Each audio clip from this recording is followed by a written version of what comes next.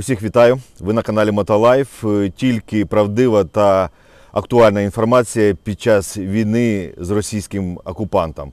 Сьогодні я не один, зі мною Ігор, позивний Лава. Це наш стрілецький батальйон, 93-я бригада.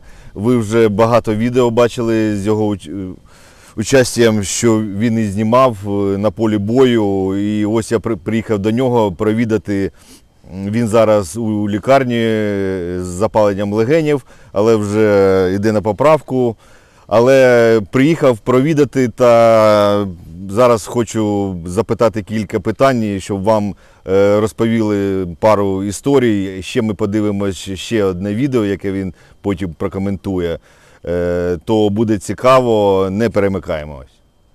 Ігор, ось недавно виходило відео, де ти надавав світлини. От люди багато питали у коментарях, що це за ситуація була там, де ви в багатоповерхівці були, і навіщо ви підпалили квартиру, де і була ваша позиція. От розкажи про цю ситуацію.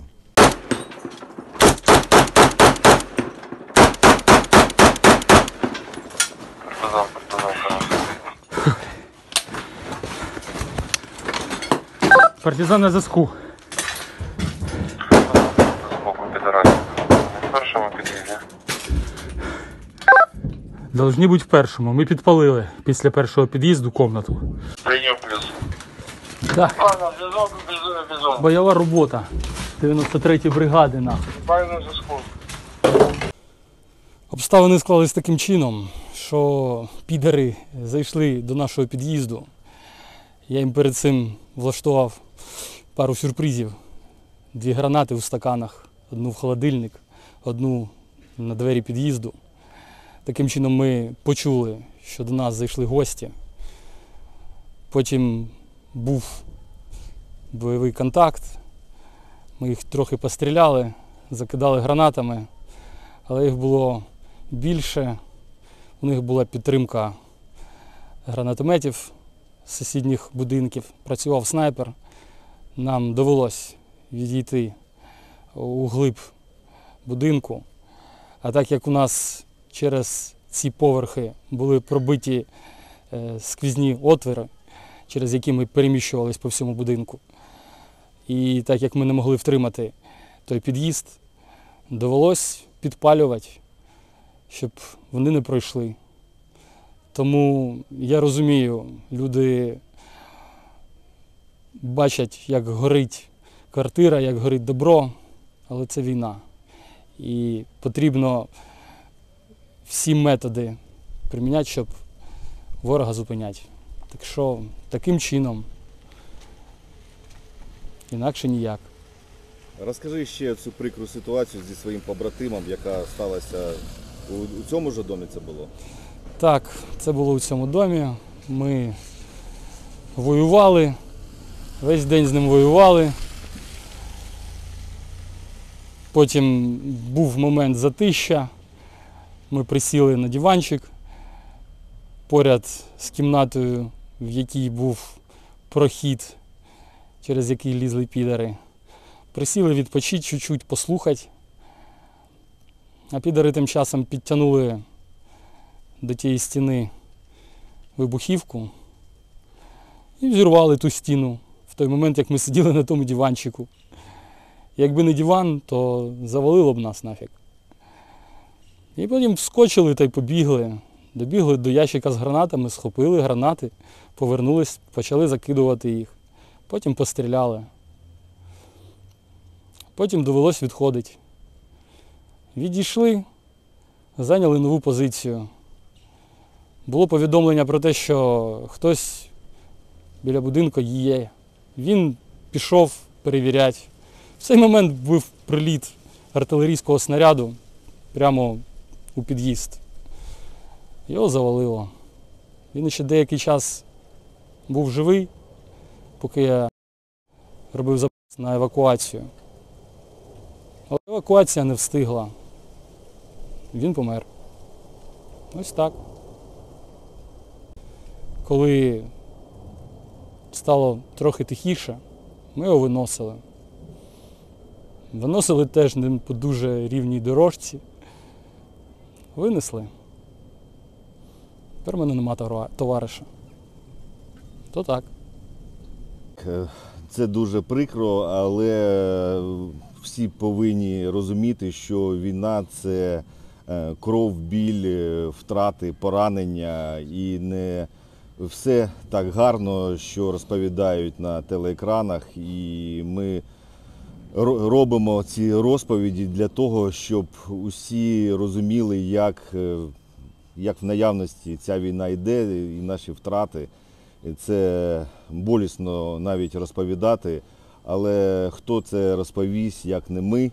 І наші діти і далі всі повинні знати, як наші солдати боронять нашу Україну. А зараз ми подивимося ще невеличку світлину від Ігоря, і потім він прокоментує, що це було.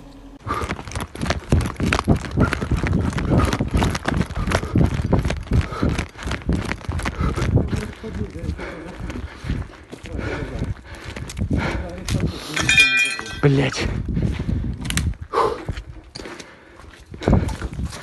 Погоди, надо отдышаться. Отдышаться, прислушаться.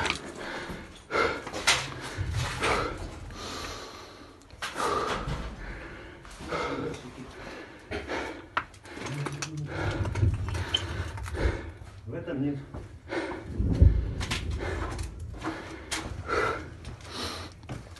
На втором этаже уже? Нет, сказал, что на первом, только говорит, я подъезд не помню. Пошли в следующий. Погнали.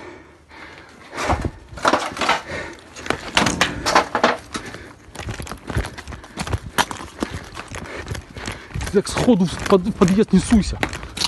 Бля. Стой. Она наружу. ВБЗ. Заебал, получить.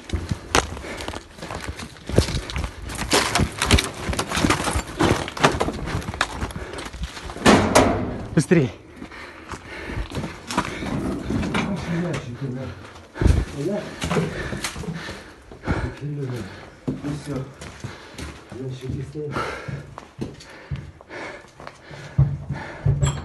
Нашел?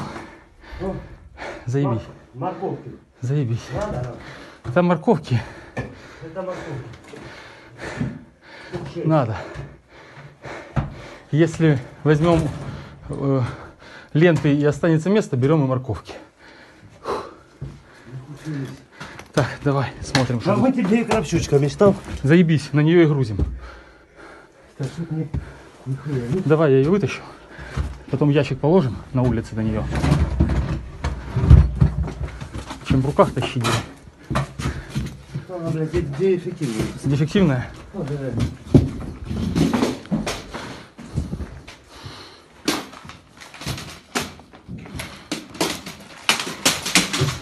Хоть какая-то, ебать.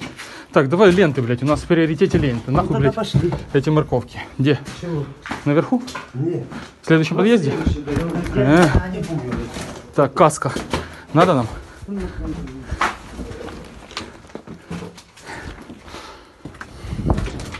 Галюня лазил. Говорит, в каком-то подъезде. Я не помню, в каком.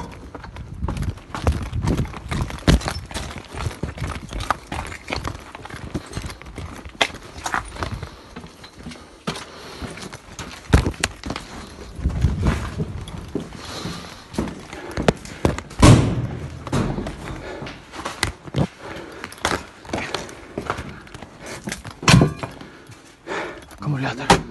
Аккумулятор.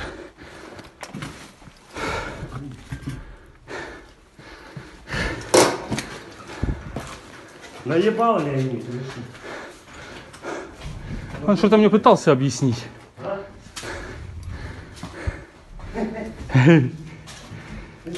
Погоди, на втором этаже может быть. Там, где морковки. Он сказал, что он на тылу. Куда, говорит, открываешь, они вот так и лежат. А кроватышка он есть покруче. Где? Ну да, на, лежит. Машина стоит. Ага, вижу. Поинтереснее. Ну да.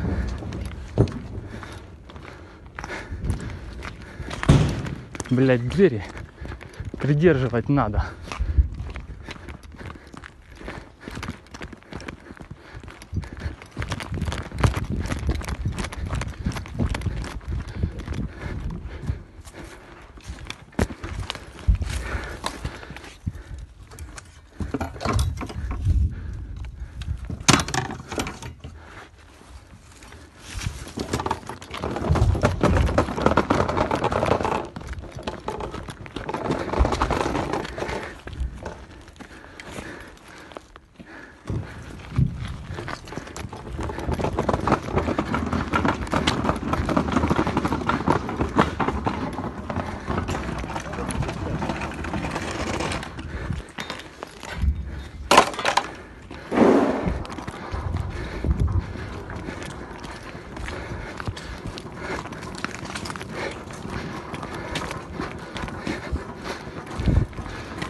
Все еще тачка.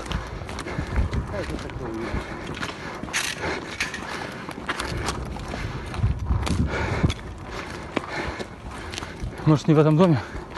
Что? Может, не в этом доме?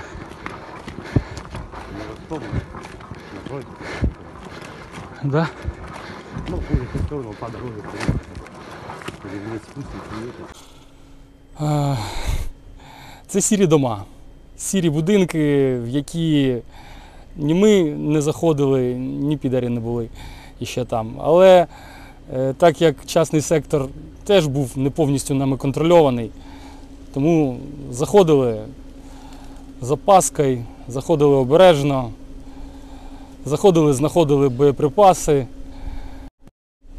які були залишені чи нашими відходящими групами, чи їхніми. Я розумію, це дуже небезпечно, але все ж таки ми теж не перший день. Тому з усіми предосторожностями, скажімо так, ми вилучали ці боєприпаси. А тачка нам була потрібна, щоб це все в руках не тягнути. От і все. Все банально просто. Що з цими позиціями потім було? Ви взяли своє і пішли далі, чи як?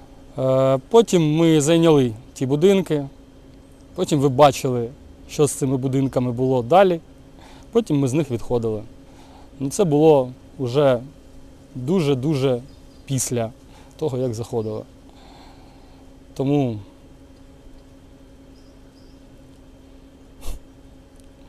воювали. Як вміли, так і воювали. Ну ось такі у нас світлини, така розповідь від Ігоря Лави. Хочу подякувати тобі за те, що ти робиш, і щоб ти швидше з лікарні виповз, живий, здоровий.